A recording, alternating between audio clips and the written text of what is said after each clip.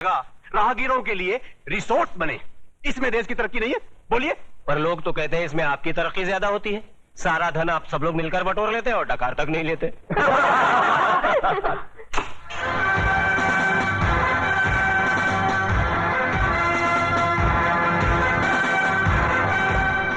नेताजी और पुलिस वाले ने तो अपनी सफाई पेश कर दी। अब जज साहब, आप और योगराज जी अपनी सफाई में कुछ पेश करना चाहेंगे? ऐसे मामलों में लोग अगर कानून के रखवालों पर शक करने लगे तो फिर सफाई में कुछ कहना क्या। देखिए, हम ठहरे व्यापारी लोग, हम अपने धंधे में गुंडों का साथ नहीं लेते। गुंडों का साथ आजकल कौन नहीं लेता योगराज जी? अब तो माफिया वाले भी राजनीति में उतर आए हैं और आजकल नेता लोग भी अपने क्रिमिनल रिकॉर्ड की बुनियाद पर ही चुने जाते हैं। क्यों देशमुख जी, आप तो नेता बनने से पहले दमन से चांदी की स्मगलिंग क्या करते थे? देखिए ये मुझ पर झूठा बेकार का इल्जाम लगाया गया है। नहीं, आप स्मगलिंग करते थे या नहीं करते थे? बस। वैसे मैं भी इस बात को नहीं मानता, क्योंकि हर बड़े नेता को बदनाम करने के लिए लोग कुछ भी बोलते हैं। क्यों चंद्रसेन जी? एकदम सच बोलता है। आपके हर सवाल का मैं एक ही जवाब दूंगा कि अगर जनता की नजर में हम गुनहगार हैं तो फिर जनता खामोश क्यों है? बोलिए, क्यों हमें पिछले 15 साल से इस राज्य में चुनाव जिता रही है? जज साहब, हम पर लगाए गए सारे इल्जाम बेबुनियाद हैं। हमारी सफाई में मेरा यही जवाब है। अब फैसला आपके और जनता के हाथ में है। सुनाइए। अरे असली अदालत आज तक हमारे खिलाफ फैसला नहीं सुना सकी तो ये जनता की अदालत क्या खास सुनाएगी? देशमुख, तुम कभी कभी सच बोलता है।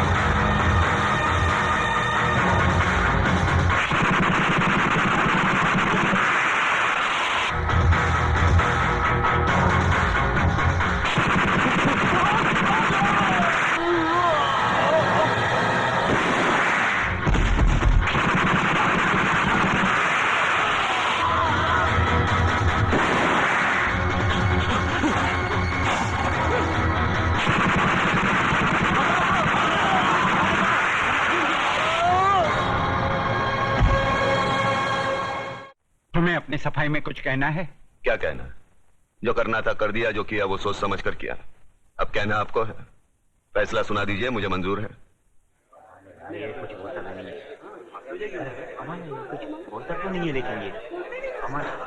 Order order. आज न्यायमूर्ति श्री विश्वनाथ सिंह ने अदालत में मंत्री श्री बबन राव देशमुख, विपक्ष के नेता श्री चंद्रसेन आजाद, न्यायमूर्ति श्री हुकम अली जाबिर, इंस्पेक्टर सत्यवादी दुबे, प्रख्यात बिल्डर योगराज और कुख्यात सरगना चतुर सिंह चिता के कातिल प्रताप नारायण तिलक को फांसी की सजा सुनाई।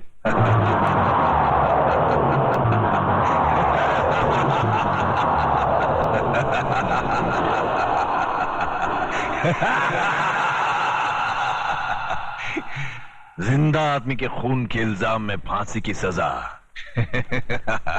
देखा पकिया, हमें तो माता के आशीर्वाद और बुलेट प्रूफ जैकेट ने बचा लिया, मगर वो हराम का कानून की मौत नहीं, चतुर सिंह चिता की दी हुई मौत से मरेगा। पता करो कौन से जेल में है।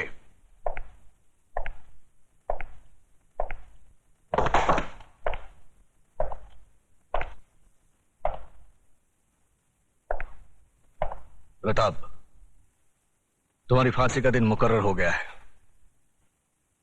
अगर कोई आखिरी ख्वाहिश है तो बता दो, वो भी पूरी कर दी जाएगी। यहां ऐसे घुटन सी होती है। मैं इन 4 दीवारियों में मरना नहीं चाहता। मुझे वहीं फांसी दे दो, क्रांति मैदान में, सबके सामने, जहां से इस देश में क्रांति की शुरुआत हुई थी। यहां ऐसे मरो तो जरा ज्यादा मरो, इतना सा मरने से क्या फायदा? सर, प्रताप से कोई मिलने आया है, मिलने दो।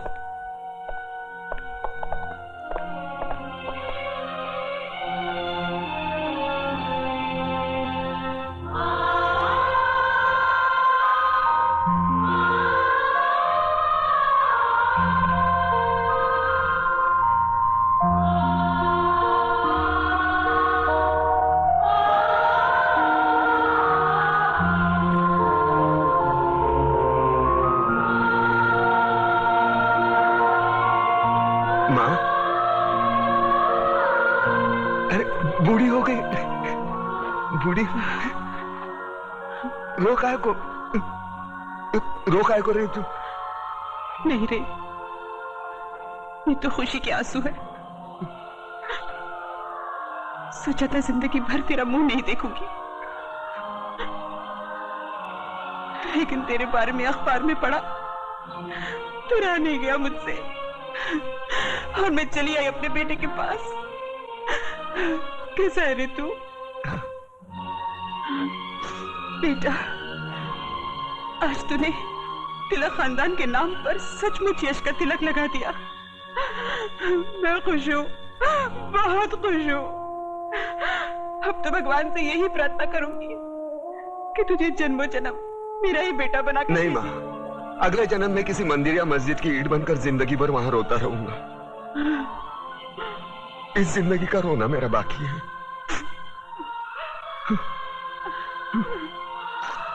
दुख सिर्फ इस बात का है मैं तेरे लिए कुछ कर नहीं सका। नहीं बेटा, तूने बहुत कुछ किया, मुझे सब कुछ मिल गया। तेरे दादाजी की आत्मा को भी शांति मिल गई। बस अफसोस एक ही बात का रहेगा कि तिलक खानदान का दिया जलाने वाला कोई नहीं रहेगा, कोई नहीं रहेगा।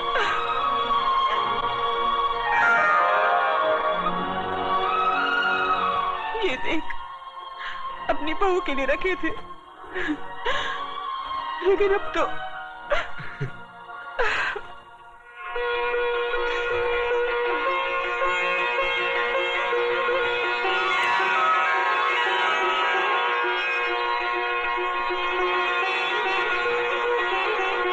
माँ, ये कलम वाली बाई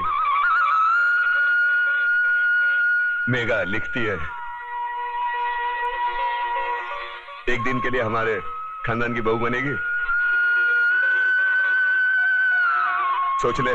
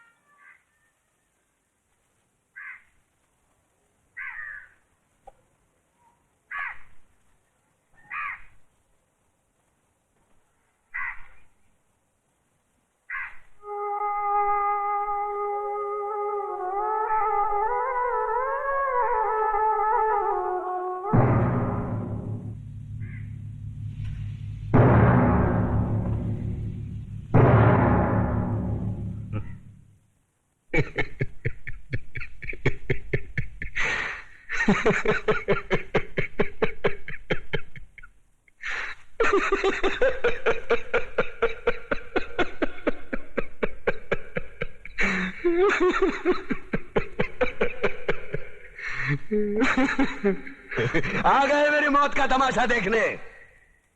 अब मुझे लटका देंगे, जुबान ऐसी बाहर आएगी, आंखें बाहर आएगी। थोड़ी देर लटकता रहूंगा, फिर ये मेरा भाई मुझे नीचे उतार देगा, फिर आप चर्चा करते घर चले जाओगे, खाना खाओगे, सो जाओगे।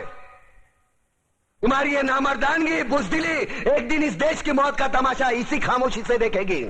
कुछ नहीं कहना मुझे, तुम्हें कुछ नहीं। तुम्हारी जिंदगी में कोई फर्क पड़ने वाला नहीं।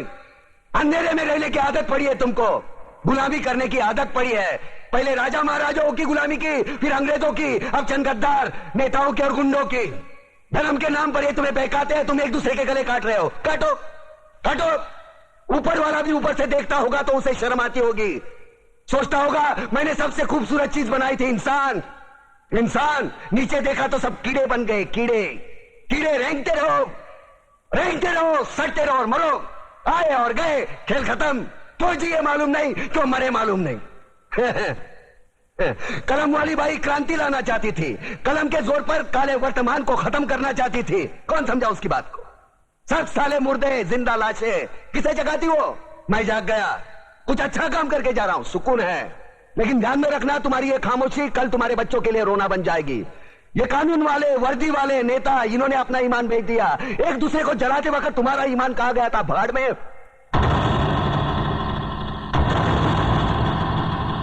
ये पिस्सू जैसा हमारा पड़ोसी मुल्क आने वाले कल में शायद अपने आप को दुनिया के नक्शे पर देख नहीं पाएगा। एक बात भूल रहा है, उनके घर में जो रोटी बनती है ना, उसका आटा भी विदेशी चक्की से पीस के आता है। साले अपने खुद के देश में सुई नहीं बना सकते और हमारे देश को तोड़ने का सपना देखते हैं।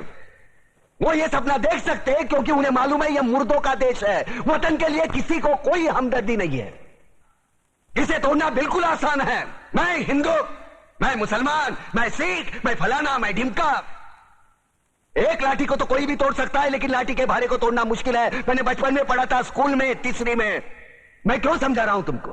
क्यों समझा रहा हूं? पागल हूं मैं? भूसा भरा पड़ा है मेरे दिमाग में। क्यों बातें कर रहा हूं इन पत्थरों से? हंसो, हंसो, खुशियां मनाओ। क्रांति की राह पर एक और कुत्ते की मौत मरने जा रहा है। कल कोई और मरेगा, हमें क्या? हम इसी तरह जीते रहेंगे, है ना? जियो भाई जियो, जैसे चाहिए वैसे जियो। मैं हिजड़े की जिंदगी जीना नहीं चाहता। ए ला, चल चल ला।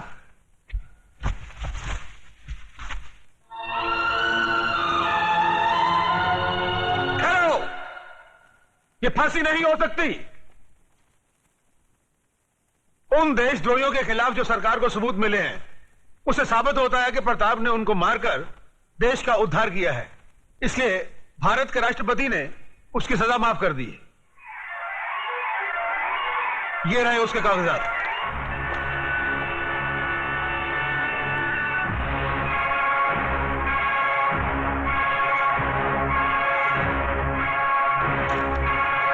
रोक दीजिए फांसी।